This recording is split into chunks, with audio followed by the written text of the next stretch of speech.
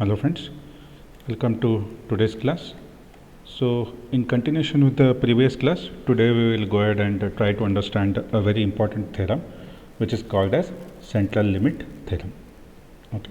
So central limit theorem, in short, it is also called as CLT. We also call it as CLT and we call it as central limit theorem. Okay. So what does this central limit theorem states? We'll see that. Before seeing into that, let us try to understand with what your central limit theorem deals. Okay, so it deals with your IID random variables. So it is dealing with your IID random variables and it tells us about the mean and variance. So why we should study the central limit theorem is it will be speaking of your IIDs, it tells about the mean and variance. It also speaks about your Gaussian PDF. So these are the important points regarding your central limit theorem. So let us try to understand what actually is this central limit theorem. So as I told you, we need to, when it deals with your IID, that means what now? We need to consider your IID random variables. Next is we need to consider the sum of n IID random variables. So that's why you can see the summation here. We have written that I is equal to 1 to n xi. That means what? Your xi is ranging from I is equal to 1 to n. So in other terms, we can write it something like this, so we can write it, say this I is equal to, it ranges from 1 to up till your n, okay. So and what is this Wn? This Wn is nothing but the summation of your xi. So what is the meaning of summation? It means that nothing but it is x1 plus x2 plus x3 and so on till where? So this plus up till where? Up till your xn. So it goes on up till xn. Okay. So this states that Wn is nothing but it is a summation, it is addition of n IID random variables, that is n IID random variables. Okay. So let us try to see what is the proof, what is the statement of this central limit theorem, CLT. So it states that under the condition that a random variable x has a finite mean and a finite variance, as n becomes arbitrarily large, the PDF for the sum W approaches a Gaussian PDF. So this is the statement. So if you want, I will read it out once again. It is stating that under the condition that random variable x has a finite mean and a finite variance, our n becomes arbitrarily large and the PDF for the sum W approaches a Gaussian PDF. So in simple terms, what it is trying to tell here is when we have a random variable x and whose mean is finite, we say that its mean is finite. Okay. So what is mean, friends? Mean is nothing but your mu x. Mean is nothing but your mu x. Okay. So let us see it on the board. So we have a random variable x. This is IID random variable. Remember, this is IID random variable and it has a finite mean. It has a finite mean and it has a finite variance. So what is the meaning of finite mean then? It's mu. Its mu is finite. Its mu is finite. What is the meaning of finite variance? Its rho square. Its rho square is finite. Fine. As n becomes large, that means you have seen just now that we have n random variables, right? You have seen just now that we have n random variables. See here, summation is from omega n and summation is from where now? I is equal to 1 to n. As this n grows very large, what will happen now? When n grows very large, the PDF of this W, the PDF of this W will be equal to a Gaussian PDF. It will be equal to a Gaussian PDF. See. That means when the sum goes on increasing, your PDF of the W will become a Gaussian PDF. Okay. So what is the meaning of this then? As your n becomes large, that is, as your, say, I have my n, as my n becomes large, what will happen with the mu? Mu will also become large. What will happen with the variance, that is rho square, even that will become large. When all of these things will become large, the PDF, whatever the PDF you have, that PDF will go towards a Gaussian PDF. So in short, this is what is your CLT. Okay. And whose PDF is this? This is the PDF of sum of your random variables, which is W. Okay. So this PDF, the PDF of a sum of random variables, will become a Gaussian PDF. So that is the meaning of this CLT. Fine. So what about the mean and variance now? So see here, the mean and variance for the approximate Gaussian random variable W is given by mu W is equal to n times mu x. This we have seen in the previous class. That is, if you go on adding your random variables, what would happen now? It becomes n mu x. Similarly with the variance, when you go on adding your variance, it becomes n rho square x. Okay. So this is the meaning of this. Now, going ahead, when we speak of your averages, next very important thing is we need to speak of averages. So if I want to speak of averages, we call it as averages of large numbers. When we have n number of numbers, and when we want to find its average, we say it as average of large numbers. So when we want to find average of large numbers, we need to take one random variable y, okay, and the y is assigned to the average of this xi, where I is ranging from 1 to n. So see here friends, this xi is also a random variable, y is also a random variable, but what is y calculating? Y will be equal to the average of xi. That is nothing but I am trying to tell it something like this. That is, you have your xi. Xi is nothing but what now? It is x1 plus x2 plus up till where? Up till your plus xn. And that means what now? I want to allocate a new variable y. So y is equal to its average. So this is divided by n. Why n? Because we have n variables.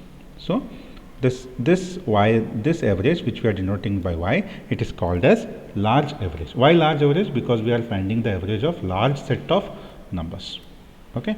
So assuming you have x1 to xn, which are again IID, then its average is nothing but 1 by n into summation of I is equal to 1 to n xi. So you can see here, it is nothing but 1 by n. So this 1 by n, you remove it outside.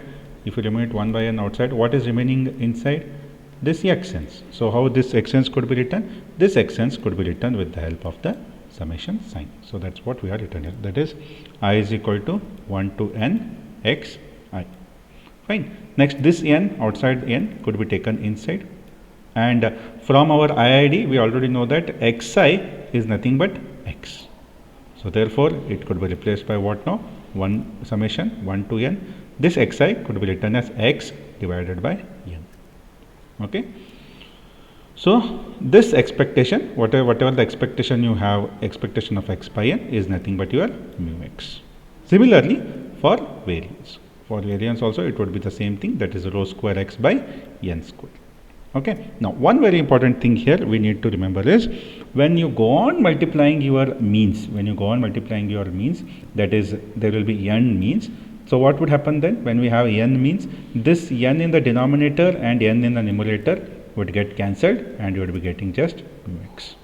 Similarly, for your variance, when you go on multiplying it with n variances, the n in the numerator and the n square in the denominator would get cancelled, and you would just get a n. Okay.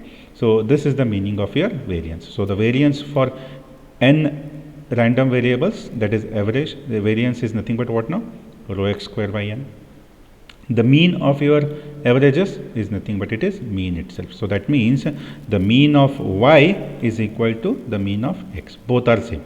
So very important point which is to be noted here is the mean of y is the same of mean of x. Both are same. But when you speak of variance, what is happening with the variance? It is decreasing. By what amount it is decreasing? By n amount. See here, why it is decreasing? Because this n is in the denominator.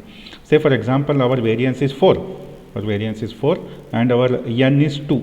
Then what would be the new variance? It becomes 2 itself. Like say for example, I have a